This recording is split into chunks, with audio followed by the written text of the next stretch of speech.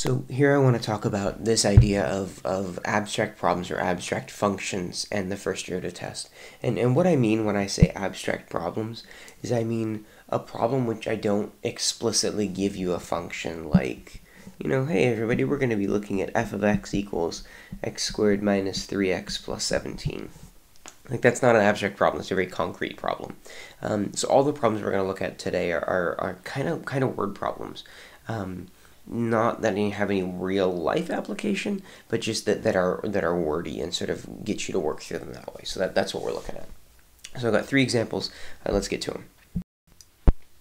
So the first one, f of x has one critical number at x equals 5 and is defined at this value. If you know that f prime of 3 is 7 and f prime of 6 equals negative 2, what can be said about the critical number?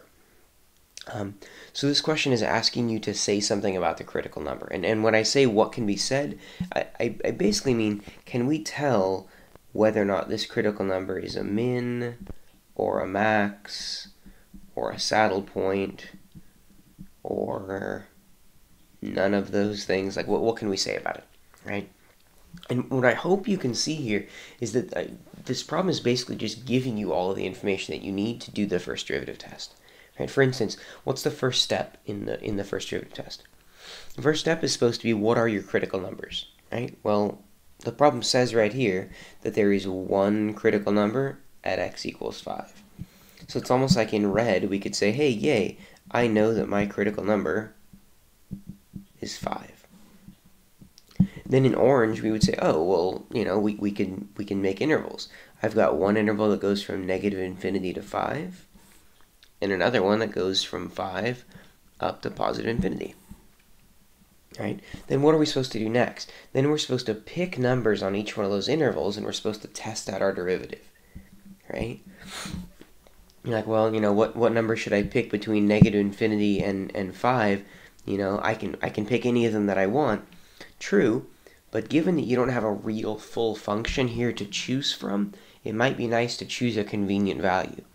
For instance, 3 is very conveniently between negative infinity and 5. So here we'll notice that f prime of 3 is 7, right? That means that my derivative is positive. That means that my function is increasing, right? So I'm increasing on this interval. We can do the same thing on the other one, right? How very convenient that they told us that f prime of 6 was negative 2, right? Because f prime of 6 is negative 2, we can see the derivative is negative. That means that the function is decreasing, right? Then we're sort of looking at, well, if the function was increasing and then decreasing, there might be a maximum, maybe, at x equals 5. The only question is, when I plug 5 back in, does it work? Is there even a point there? Well, if you look back at the problem, it says the function is defined at that value. So there is a point at 5 comma something. I may not know what it is, 5 comma something, but what I know is that it is a maximum. Right, so what can we say about the critical number? We can say that critical number was the location of a maximum. Right? So even though we didn't have an explicitly defined function, we can say that. And the reason we could say that is that there was one critical number and we were able to set up a first derivative test around it. Let's go on to the second and third examples. Okay, so my second example, g of x has a critical number at x equals 3. If we know that g of 3 equals 17, g prime of 0 is negative 5, and g prime of 4 is 6, can we say that g has a minimum? I might encourage you to try this problem out on your own. I'll give you a little hint if you want it. If you don't, then pause the video, now. The hint that I would give you here is that I very purposefully use the word a here instead of one critical number. So I'd recommend you pause the video and try this one out, see what happens. So I'll go through this now. We're told that this thing has a critical number at 3, right? So this has a critical number at 3, but it says it has a critical number at 3. it doesn't say it has one critical number. I don't know whether or not it has any other critical numbers. So we've got 3 and maybe others. And in some senses, this is kind of a poorly written question, but not really. I mean, it's getting to a point, right? So I've got critical numbers at 3 and maybe other things. So now, how do I go about breaking up my interval from negative infinity to infinity? I know for a fact that there's a break at 3, but I don't know if there are breaks anywhere else. Like, I would love to say, yay, there's an interval from negative infinity to 3, and another one from 3 to infinity. And then here I could do, I could do g prime of 0. I should be doing this in green. I can do g prime of 0 is negative 5. I can do g prime of 4 is 6. And say that my function is decreasing here, and my function is increasing here. But the issue is, what if there was another critical number at 2? What if there was another critical number at 3.5? Right? Like, I hope you guys can see, that means my function is decreasing here at 0. This over here means my function is increasing over here at 4. There's a chance that 3 is a minimum. But if there's another critical number here at 2, this thing might go back to being increasing in between there. Right? I would say that we cannot say, can we say this as a minimum at 3? No. And the reason I can't say that is I'm not certain about the critical numbers. It is crucial. It's critical that we know exactly where all of the critical numbers are. Because if you miss even one of them, your intervals are going to be totally broken, right? Now, if this problem had said that it had one critical number at x equals 3, then I'd say the answer to this is yes. Because we would be able to tell that this function is going to be decreasing all the way from negative infinity all the way until I get to 3, and then it would be increasing all the way from 3 towards infinity. If this had said that there was one critical number, then yes, definitely, there's a minimum at 3. But if it has a critical number or it has several critical numbers and there's one of them at 3, we just can't conclusively say that it has a minimum. I've got one last problem for you.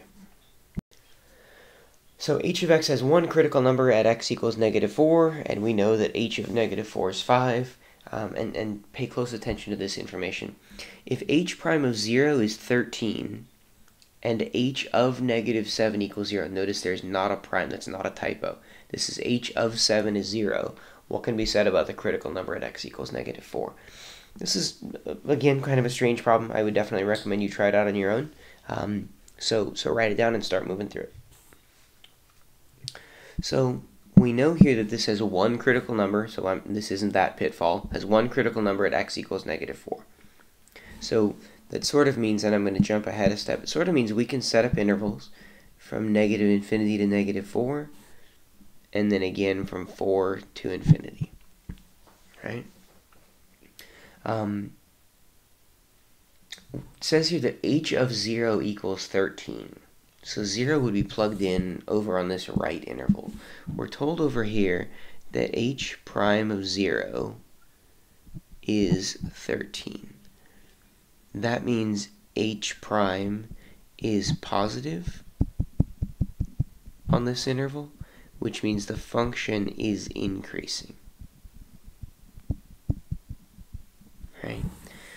Now over here, we're told that h of negative 7 is 0. So I don't, negative 7 is definitely in this category over here, but that's not a derivative statement. That's h of negative 7. Gosh. So if we know that h of 7 equals 0, it basically means that this graph, and what you can almost, and this is going to be a little bit weird, you can almost think about there being a graph sitting right here. And this problem is saying h of negative 7, h of negative 1, 2, 3, whoops. I'm going to erase this thing that I just drew.